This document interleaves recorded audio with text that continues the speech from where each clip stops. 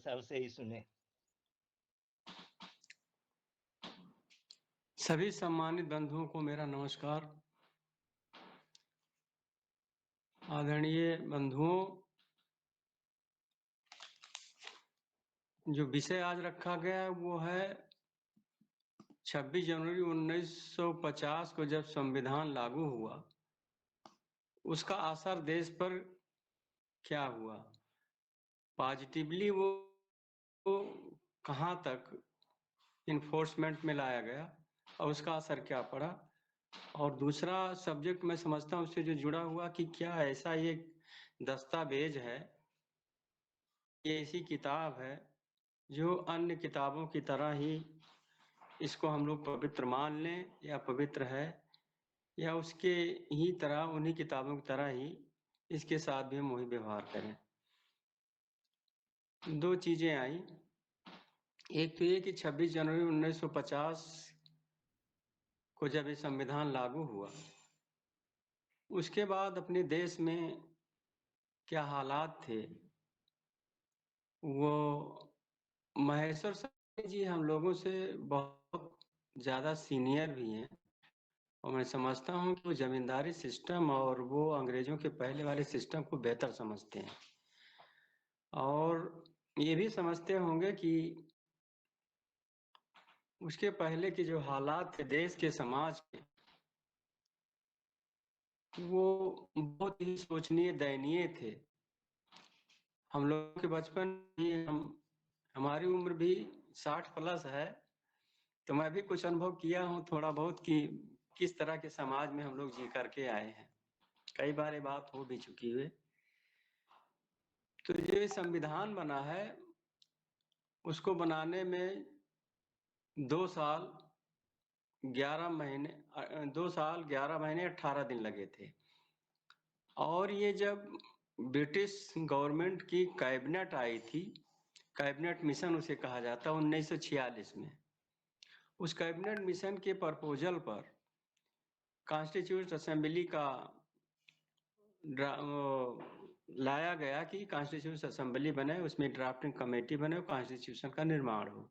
ये 1946 के cabinet mission की ये देन थी। उसमें ब्रिटिश गवर्नमेंट थी और ब्रिटिश पार्लियामेंट ने ये भेजा था, ब्रिटिश गवर्नमेंट ने भेजा था कैबिनेट मिशन अपने देश में कि कॉन्स्टिट्यूशन कैसे निर्माण हो, कैसे क्या हो। वो उसी के आधार पर, कैबिनेट मिशन के आधार पर अपने यहाँ कॉन्स्टिट्यूशन का निर्माण शुरू हुआ। ड्राफ्टिंग कमेटी, उसमें चुनाव हुए, डॉक्टर अंबेडकर उस ड्राफ्टिंग कमेटी के चेयरमैन हुए, तमाम लोग हुए उसमें। बहस के बाद 26 नवंबर 1950 को जब ये अडॉप्ट किया गया, तो अडॉप्ट करने के बाद जब ये लागू हुआ साल भर के बाद, तो इस देश की हालात बहुत ही खराब थे। मैं महेश्वर जी से सुनना चाह रहा था कि वो और बेहतर ढंग से हम लोगों को बताते वो हालात। बहरहाल जो हम लोगों को अनुभव अब हुआ है, हम उसके बारे में तो बताएंगे। तो 1950 के बाद इस देश के जो राजनेता थे, दरअसल वो फ्रीडम फाइटर थे, और वो कम पढ़े लिखे नहीं, तो बहुत पढ़े लिखे थे। वो कैम्ब्रिज यूनिवर्सिटी से लौट के आए थे, बाहर पढ़ के आए थे, अमेरिका तक से आए थे, और हार्वर्ड यूनिवर्सिटी, कैम्ब्रिज यूनिवर्सिटी, यानी कि लंदन के पढ़े हुए लोग थे। डेमोक्रेसी को अच्छी तरह से वो पढ़ लिख करके आए थे। एक तो वो लोग थे। दूसरे यहाँ के जो सोशल रिफॉर्मर थे और बहुत अच्छे पढ़े लिखे लोग थे। इन लोगों की ड्राफ्टिंग कमेटी बनी, कॉन्स्टिट्यूशन असेंबली में इनका चुनाव हुआ। इन लोगों ने जो बहस किया उसमें यह था कि देश की जो हालात हैं, जिस सिस्टम से ये देश चल रहा था, वो ऊपर ऊपर तो ये एक एडमिनिस्ट्रेशन था, एक साम्राज्य था, इंपीरियल था, वो ब्रिटिश गवर्नमेंट का था। और ब्रिटिश गवर्नमेंट वो डेमोक्रेटिक गवर्नमेंट नहीं थी इंडिया में, वो ये कंपनी थी। लेकिन बाद में 1857 के बाद इस देश को सौंपा गया कि नहीं, ब्रिटिश गवर्नमेंट सीधे इस पर रूल करेगी। तो एक तरीके से वो ब्रिटिश गवर्नमेंट थी, ब्रिटिश इंडिया गवर्नमेंट कहा जाता था। तो कॉन्स्टिट्यूशन असेंबली ने जो तय किया, जो पाया, जो बहस किया और ड्राफ्ट हुआ कॉन्स्टिट्यूशन, और 26 जनवरी 1950 को लागू हुआ। तो उस समय देश की हालात ये थी कि देश में अगर बरसात नहीं हुई तो सूखा पड़ जाता था और अनाज इतना नहीं पैदा होता था कि साल भर वो रखा जा सके और लोग खा सकें और जी सकें। तो जिस साल सूखा पड़ता था, जिसे अकाल कहा जा सकता है, वो अकाल की पोजीशन पहुंच जाती थी और लोग भूखों मरने लगते थे। 1932 में ऐसा ही बहुत भयानक अकाल पड़ा और विश्व मंदी आई, जिसके हालात ये थे कि अकेले बंगाल में लाखों लोग भूख से मर गए, जिसको बंगाल का अकाल भी कहा जाता है। एक तो ये, दूसरे ये कि जमींदारी सिस्टम इतनी बुरी थी, इतना हालात खराब कर दी थी कि जो किसान कुछ अनाज पैदा कर लेता था उसको लगान के रूप में वो दे देता था। उसके पास घर बनाने के लिए, कपड़े पहनने के लिए, जूते के लिए, बच्चों की पढ़ाई के लिए, दवाई के लिए कोई भी उसके पास एक पैसा बचता नहीं था। सब जमींदार वसूल लेता था, वसूल करके ब्रिटिश गवर्नमेंट को दे देता था। ये सिस्टम जब वो लगान नहीं दे पाता था तो उसकी जमीन छीन करके दूसरे को दी जाती थी। जो लगान नहीं दे पाता था उसके बैलों को उसके खोल लिया जाता था खूंटे से और वो बेच दिया जाता था। इस हालात में इस देश को छोड़ा गया था कि यहाँ का किसान, यहाँ का मजदूर, यहाँ का दलित, आदिवासी, मूल निवासी सब बिल्कुल कराह रहे थे। आदमी का जीवन तो खैर जी ही नहीं रहे थे, आदमियों की तरह उनके साथ व्यवहार भी नहीं किया जा रहा था। इसलिए संविधान में जो चीजें बहस में लाई गई उसमें पहली बात ये आई कि इस देश को एक वेलफेयर स्टेट घोषित किया जाएगा। ये देश वेलफेयर स्टेट, कल्याणकारी राज घोषित हुआ। कल्याणकारी राज का मतलब ये होता है कि गवर्नमेंट जो भी पॉलिसी बनाएगी, इसीलिए directive principle of state policy संविधान में लिखित हुई, रिटर्न में आई। Directive principle of state policy वो लिखित में संविधान में दिया गया कि ये जो संविधान में ये जो डायरेक्टिव प्रिंसिपल है, नीति निर्देशक तत्व है, यही गवर्न करेंगे और डायरेक्शन इन्हीं चीजों का रहेगा। उस पर भारत सरकार कानून बनाएगी और वो कानून ऐसा होगा कि जो संविधान सम्मत होगा। तो डायरेक्टिव प्रिंसिपल के हिसाब से ये वेलफेयर स्टेट घोषित हुआ और वेलफेयर स्टेट घोषित होने के बाद ये परसेप्शन बना कि इस देश में पहली बात एजुकेशन हो, दूसरी बात हेल्थ हो और तीसरी बात किसानों को जो लगान के रूप में जो जमींदारी सिस्टम लागू हुआ था वो सिस्टम से उनको शोषण से मुक्ति दी जाए। ये 3-4 चीजें बड़ी महत्वपूर्ण थी। और चौथी चीज ये थी कि इस देश को विकास के लिए, कृषि विकास के लिए, लेबर विकास के लिए वैज्ञानिक टेम्पर, वैज्ञानिक लाइन हर जगह इसको लागू किया जाए कि इस देश को एक वैज्ञानिक विचारधारा के आधार पर और वैज्ञानिक सिस्टम से, वैज्ञानिक डेवलपमेंट के आधार पर इस देश को विकसित करने का विचार बनाया जाए। ये लाया गया। तो सबसे पहला काम ये हुआ दोस्तों कि उसी डायरेक्टिव प्रिंसिपल स्टेट पॉलिसी के आधार पर दो चीजें आई देश में। एक तो ये कि इस देश को वेलफेयर स्टेट घोषित किया गया, दूसरे ये कि जो प्रेम्बुल में आया, sovereign, socialist, secular, democratic, Republic, ये 5 वर्ड जो आए, इनको आधार बना करके जो इस देश की ही नहीं पूरे संविधान की जो आत्मा है, ये 5 शब्द, ये सोल ऑफ द कॉन्स्टिट्यूशन है, 5 वर्ड, इनको लागू कैसे किया जाए, इनको इन्फोर्स कैसे किया जाए, उसके लिए ये सिस्टम आया। कि अगर इस नहीं की जा सकती, नहीं की जाएगी, तो कोई भी नियम, चाहे बड़ा से बड़ा संविधान, अच्छा से अच्छा संविधान लागू कर दिया जाएगा, और अगर जमींदारी अबालिश नहीं की गई तो इसके लागू करने का, इसके लिखने का, इस दस्तावेज का कोई अर्थ नहीं रहेगा। तो पहला काम हुआ 1950। अभी महेश्वर साहनी साहब ने बताया था कि जमींदारी सिस्टम में क्या था। तो हमारे तो उत्तर प्रदेश में ये 1950 में लागू कर दी गई थी। 1950 में लागू होते ही यहाँ का किसान और यहाँ का जो दलित वर्ग था, डाउन ट्रॉडन था, वो एक तरीके से उसको ये लगने लगा कि ये जमीन तो हमारी हो गई। अब जमीन हो गई, लेकिन उस जमीन पर काम कैसे किया जाएगा?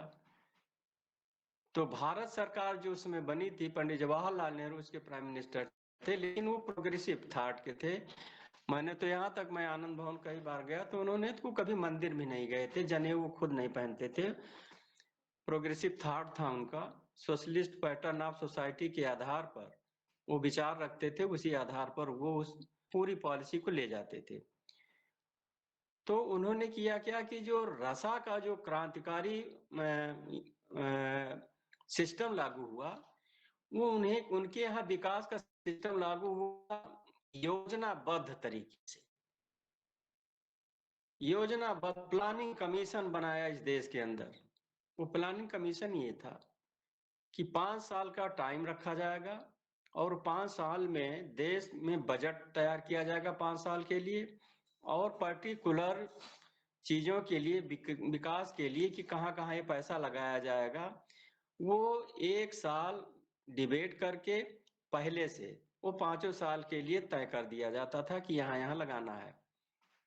तो वो पंचवर्षीय योजना कहलाई। पंचवर्षीय योजना में पहला काम ये हुआ कि अगर कृषि को विकसित करना है, अगर किसान को उन्नत करना है, अगर दलित वर्ग बैकवर्ड्स को थोड़ा आगे ले आना है, तो इस देश में अन्न का उत्पादन होना बहुत जरूरी है, जिसके आधार पर पूरा देश भूखों से मर जाता है, अकाल से मर जाता है, तमाम सारी चीजें उसके सामने खड़ी हो जाती हैं, दवा से मर जाता है। तो इन लोगों ने एक तो ये किया कि पंचवर्षीय योजना अडॉप्ट की रशियन योजनाओं के आधार पर, और उसमें जो इकोनॉमिकल पोजीशन आई, उसमें इन लोगों ने यह तय किया कि 2 चीजें होंगी, एक तो प्राइवेट सेक्टर और दूसरे ये है कि जो सब सार्वजनिक क्षेत्र नेशनलाइज किया गया, सारे बैंकों तक को जाकर के 1966-67 में नेशनलाइज कर दिया गया, जिससे ये हो कि शोषण ना हो इस देश की जनता का, जो शोषण के आधार हुआ करते थे। तो योजनाबद्ध तरीके से पहली बात ये आई कि कृषि नीति के लिए कि सिंचाई का प्रबंध किया जाए, और सिंचाई प्रबंध बिना ऊर्जा के कैसे हो सकता है? तो भाखड़ा नांगल बांध, ये सब directive principle of state policy के निर्देशन पर, कॉन्स्टिट्यूशनल राइट्स के आधार पर ये देश को दिया जाने वाला ये उपक्रम था।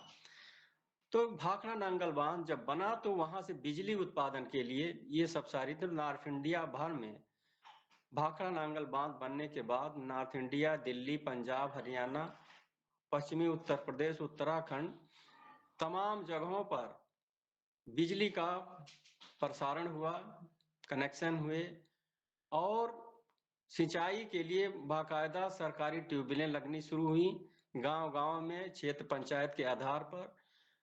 तब अनाज का उत्पादन शुरू हुआ। मेरे गांव में भी 67 में, 1967 में ट्यूबवेल लगी थी। एक पहली ट्यूबवेल थी, मैं बहुत छोटा था, 3 साल का था, 64 पैदाइश मेरी 3 साल की थी। मैं जाके वहीं बैठा रहता था कि है क्या चीज ये। और 1967 में बिजली हमारे गांव में आ गई थी। तो जिस बार ट्यूबवेल लगी उस बार से तो खेतों में पहले सिंचाई ट्यूबवेल से तो थी नहीं, नहर थी नहीं, नदी के किनारे जो खेत थे वो तो किसी ढंग से अपना सिंचाई हो जाती थी, कुओं से सिंचाई होती थी। अब आप सोचिए कुओं से पानी कितना निकाला जाएगा, कितनी सिंचाई होगी, कितना अनाज उत्पादन होगा। तो ये था मामला। तो सिंचाई के लिए साधन किया, और उसके बाद इस देश में हरित क्रांति का आंदोलन पैदा किया गया और हरित क्रांति के चलते इस देश को अनाज से फ्री कर दिया गया और देश का किसान अनाज पैदा करने लगा। पूरा देश अनाज से संपन्न हो गया और अनाज भरपूर होने लगा। सड़ा अनाज जो अमेरिका से देश में आता था उसकी रोक बंदी हो गई और इस देश ने खुद ही अन्न पैदा कर दिया और लोग उस अन्न के चलते खाने पीने लगे और स्वस्थ रहने लगे और उनके बच्चे पढ़ने लिखने लगे, एजुकेशन में जाने लगे, स्वस्थ रहने लगे और देश विकास की तरफ बढ़ चला। हालात ये हुए कि उस समय एक जो मैंने बताया कि आज़ादी का जो एक सिस्टम, ये आज़ादी के जो दीवाने थे, फ्रीडम फाइटर्स जो थे, जो सोशल रिफॉर्मर थे, समाज सुधारक थे और समाज के लिए कुछ काम करना चाहते थे, उन्हीं लोगों का चुनाव भी होता था। अच्छी असेंबली में चुनाव होकर के जाते थे और अच्छी गवर्नमेंट बनती थी, वेलफेयर के लिए काम करते थे। उस समय कोई घोटाला नहीं होता था, कोई इस तरह से बात नहीं होती थी और जो भी बजट होता था उसका बाकायदा एडिट होता था। सारी चीजें सामान्य ढंग से चल रही थी और विकास का रास्ता शुरू हो गया था। तो मैं ये कह रहा था कि ऊर्जा का संचारण हुआ, ऊर्जा पैदा की गई और पब्लिक सेक्टर इतना ज्यादा मजबूत कर दिया गया कि विदेशों से उनके कोलैबोरेशन से रूस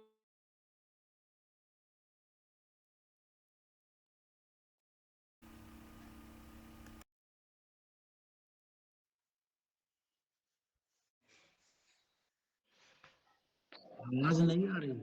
बहुत डिस्टर्ब कर रहे हैं, मुवक्किल बहुत डिस्टर्ब करते हैं। तो मध्य प्रदेश में और वो एक फैक्ट्री जो लगी यहाँ स्टील की, 3-4 फैक्ट्रियां जो है वो कोलैबोरेशन रशियन और जर्मनी, 3-4 देशों के कोलैबोरेशन से ये स्टील कंपनियां लगी। हैवी इंडस्ट्री हमारे यहाँ और बड़े कारखाने लगे। उनकी वजह से वहाँ काम करने के लिए इंजीनियरों की जरूरत पड़ी, तो इंजीनियरिंग कॉलेज खोले गए।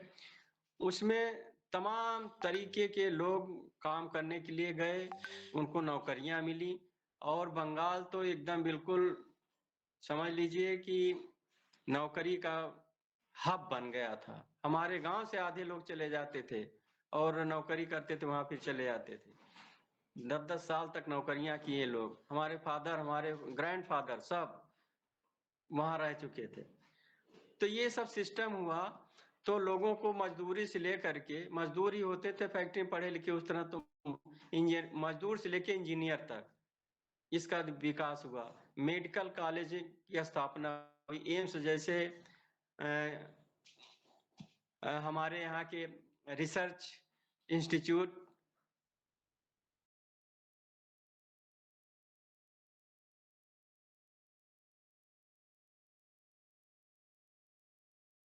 इतने ज्यादा अच्छे अच्छे इंस्टीट्यूशन जो देश को विकास के लिए आगे बढ़ा रहे थे। वे हेल भेल तेल जो दुनिया भर का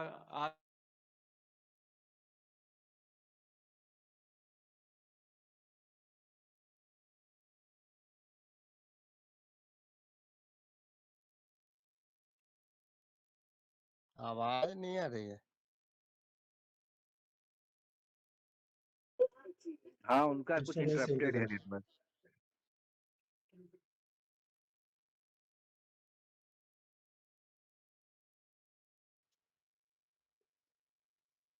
शर्मा जी ज्यादा देर लगे तो किसी और बेचा साथी जा को रहा, बैठ वो के सब दीजिए। उसी जमाने आगे। जी नहीं हो तो एक बार कट करके फिर से जुड़िए। हाँ, वो लेफ्ट हो गए हैं, फिर से वो जुड़ेंगे। जी जी, आगे बढ़ते हुए अभी जब तक आते हैं तो फिर से पुनः उनको सुनेंगे। आ गए। जी आगे जी, अभी शायद नहीं जुड़ पाए फिर से। नहीं तो मैं कांति को दे दीजिए ना, काशीनाथ जी को। जी जी, काशीनाथ केवट जी, आप अपने विचार रखें मीटिंग की विषय मैं वस्तु को कंटिन्यू सुनिए। कर सकता हूँ, जी जी कंटिन्यू जी कर सकता हूँ। जी, जरूर करिए करें। करिए। चलिए भूपेंद्र करिए जी सर। करिए, ठीक है धन्यवाद। जी जी हाँ, तो मैं ये कह रहा था कि हैवी इंडस्ट्री इस्टेब्लिश हुई देश में, वेलफेयर का स्टेट घोषित हुआ देश, और जो प्राइवेट सेक्टर वो भी अपने हिसाब से चलता रहा, और देश में एक सोशलिस्टिक पैटर्न ऑफ सोसाइटी पर एक कॉन्स्टिट्यूशन चल पड़ा। उसकी ये देन है कि आज डाउन ट्रॉडन किसान वर्ग का आदमी, दलित, आदिवासी सारे लोगों की भागीदारी बनी, और जिसके चलते रिजर्वेशन पॉलिसी का अभ्युदय हुआ। लोगों को चाहिए, पढ़े लिख रहे हैं लड़के तो उनको नौकरी तो चाहिए ही, क्योंकि 90% क्या 95% नौकरियां जो है वो एक क्लास को जा रही थी। तो रिजर्वेशन पॉलिसी तय होने लगी, और तमाम कमीशन बनाए जाने लगे। उस कमीशन में मंडल कमीशन भी बना, और स्टेट लेवल पर तमाम कमीशन रिजर्वेशन के लिए, दलितों के लिए, बैकवर्ड्स के लिए, अदर बैकवर्ड्स के लिए, और सबके लिए नौकरियों में जगह देने की बात लगी। कमीशन बनने का भी वही स्रोत हुआ, और ये स्रोत वही हुआ कि सोशल जस्टिस कैसे दिया जाए। तो सोशल जस्टिस का तरीका अपनाया गया कि अगर दलितों को, पिछड़ों को उनके हक के लिए अगर कमीशन नहीं बनाया, उनको आरक्षण नहीं दिया गया इंस्टीट्यूशंस में, डिग्री कॉलेज से लेकर यूनिवर्सिटी, मेडिकल कॉलेज, इंजीनियरिंग में, तो इनके बच्चे तो पढ़ नहीं पाएंगे और इनका एडमिशन नहीं हो पाएगा। तो इसलिए रिजर्वेशन की मांग तेज पड़ने लगी। अब इस तेजी को देखते हुए ये सोशल रिफॉर्मर इतने पैदा हो गए देश में, दलित और बैकवर्ड्स के बीच में लीडर पैदा हो गए, वो डिमांड करने लगे, और एमएलए एमपी बनने लगे, वो डिमांड करने लगे पार्लियामेंट से लेकर असेंबलीज में। जिसका असर ये हुआ कि इनको कमीशन बनाना पड़ा। उस कमीशन का असर ये हुआ कि जब लागू हुआ तो हमारे लोग बहुत अच्छी संख्या में, पुलिस से लेकर के और तहसीलों से लेकर के, ब्लॉक से लेकर के डिस्ट्रिक्ट लेवल तक, इवन की आईएएस में भी होने लगे, आईपीएस भी होने लगे, रेवेन्यू ऑफिसर भी होने लगे, एसडीएम होने लगे, तमाम जगहों पर लोग होने लगे। और यूपी की हालत तो ये हो गई इस समय कि जब से ये शासन, इस समय जो सरकारें चल रही हैं, इनको छोड़ दीजिए, तो उसके पहले तक इतनी ज्यादा संख्या में आ गए थे कि जहां देखिए एसडीएम मिल जाएंगे आपको, थानेदार मिल जाएंगे आपको। अब वो मिलना मुश्किल है, रिवर्स कर दिए कि दूसरी जगह उनका अपॉइंटमेंट थाना नहीं दिया जा रहा है, तहसील में एसडीएम पद नहीं दिया जा रहा, दुनिया भर की बातें खैर छोड़िए। मतलब ये है कि 1950, 26 जनवरी 1950 के बाद जब एक संविधान लागू हुआ तो उसका असर ये हुआ, उसके जो लिखे हुए 5 वर्ड्स थे जो मैंने बताया, और उसमें सोशल जस्टिस का मामला जो था वो उफान पर आया, और वो उफान का असर इतना रहा कि आज भी उसी के चलते आज अगर घोषित कर दिया जाए कि उत्तर प्रदेश का चीफ मिनिस्टर कल्याण चंद मिश्रा बनेंगे, तो भारतीय जनता पार्टी या जिस पार्टी में ने घोषित किया वो चुनाव हार जाएगी। इतना असर रहा उसका, और इतनी जागरूकता लोगों के अंदर आई। तो उस मंडल कमीशन का असर ये हुआ कि लगभग स्टेट्स के चीफ मिनिस्टर, उसी में कल्याण सिंह भी हमारे बन गए थे, उमा भारती भी बन गई थी, और नीतीश कुमार आज तक चल रहे हैं, लालू प्रसाद जी बने थे, मुलायम सिंह जी बने थे, अशोक गहलोत साहब बने थे मध्य प्रदेश में। तमाम इस तरह से परिवर्तन हुए, और वो परिवर्तन जा करके और प्रदेशों में भी फैला। और दक्षिण की हालात ये थी कि वहां तो ब्राह्मण कोई चीफ मिनिस्टर हो ही नहीं सकता, चाहे जितना प्रयास लोग कर लें। ये असर रहा हमारे संविधान का, और उस संविधान में लिखित उन कानूनों का, जिसका आज हम लोग आज ये कहने के लिए तैयार हैं कि इस संविधान के खिलाफ अगर कोई हाथ उठता है, इस संविधान के खिलाफ कोई बात अगर उठती है, इस संविधान को अगर बदलने की चेष्टा की जाती है, तो उसको हम लूला लंगड़ा करके ही दम लेंगे। और हमने कर दिया, कोशिश हुई थी, हमने कर दिया उसको। तो असर ये रहा। दूसरी बात ये कि एक चीज इसमें जोड़ा गया कि ये जो कॉन्स्टिट्यूशन है, ये कैसा ग्रंथ है? ये डॉक्यूमेंट्स है, ये भारत की, ये हिंदुस्तान का के चमन का, कि वो आत्मा है, वो माली है, हर पौधे को, हर फूल को पानी दे दे करके, खाद दे दे करके, ये कॉन्स्टिट्यूशन वो माली है इस देश का, जो हिंदुस्तान के चमन को सींच रहा है। हर पौधे को पानी मिलना चाहिए, हर पौधे को खाद मिलनी चाहिए, हर पौधे को पेस्टिसाइड मिलनी चाहिए, कहीं से कोई दिक्कत नहीं होनी चाहिए। ये संविधान वो चीज है। और जिन संविधानों, जिन किताबों को, जिन किताबों को पवित्र कहा जाता है, उनके बारे में इसलिए कुछ नहीं कहूंगा कि वो पवित्र हमारे लिए हो ही नहीं सकते। इसलिए उसमें लिखा गया है कि वर्ण व्यवस्था होनी चाहिए, वर्ण व्यवस्था में 4 वर्ण होंगे, और 4 वर्ण में हम सबसे नीचे शूद्र होंगे, और शूद्र होंगे तो उसमें अछूत होगा, और जब अछूत होगा तो हमारा कौन सा धर्म होगा? हमारे लिए किताब क्या है? हमारे लिए किताब तो गुलामी का दस्तावेज है। वो सर हमारे लिए पवित्र कैसे हो सकते हैं?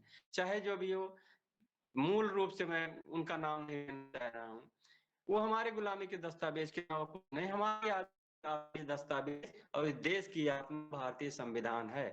इस संविधान को बचाने के लिए हमको लगातार संघर्ष करना पड़ रहा है। और आपको एक नई चीज बताएं कि 5 तारीख को इस देश को, जो ये 10 करोड़ लोग, 15 करोड़ लोग, 40 करोड़ लोगों की बात हो रही कि इलाहाबाद में इकट्ठा हो रहे हैं, वो हिंदू राष्ट्र घोषित करने के लिए किया जा रहा है। उसमें इनका संविधान भी आ गया है, और संविधान की कुछ चीजें, संविधान मनु का संविधान लागू, और भारत का संविधान जो डॉक्टर अंबेडकर ने लिखा था, उस संविधान को सेटिसाइड कर दिया जाए और किनारे कर दिया जाए, हमारा संविधान लागू हो। ऐसा हो ही नहीं सकता। आप अयोध्या में 32 लाख 30 लाख दिया जलाते रहे, और वहां की जनता ने आपको उठा के ऐसा पटका कि आपकी खोपड़ी फट गई। आप किसी लायक नहीं बचे। अब केवल दरोगा के बल पर, एसडीएम के बल पर और चुनाव आयोग के बल पर वहां चुनाव आप लड़ना चाह रहे हैं। ये हालात हैं। तो जनता तो जाग चुकी है। हम उस जनता के साथ रहेंगे, और वो जनता हमारे साथ रहेगी, और हम संविधान के साथ रहेंगे, और संविधान के साथ जो भी खिलवाड़ करेगा हम उसको बख्शेंगे नहीं। इसके लिए हमारा संविधान, जो हमको बोलने की आजादी दिया, जो हमको पढ़ने की आजादी दिया, जो हमको हमारे हेल्थ की आजादी दिया, जो हमारे बच्चों के भविष्य को बनाने की आजादी दिया, हमारे देश को सुंदर चमन बनाने की आजादी दिया, जिसने इस देश को चमन बनाया, उस संविधान के खिलाफ कोई भी आवाज उठती है तो हम उसका प्रतिरोध करेंगे, सड़क पर उतरेंगे और बड़े आंदोलन की तैयारी करेंगे। Thank you.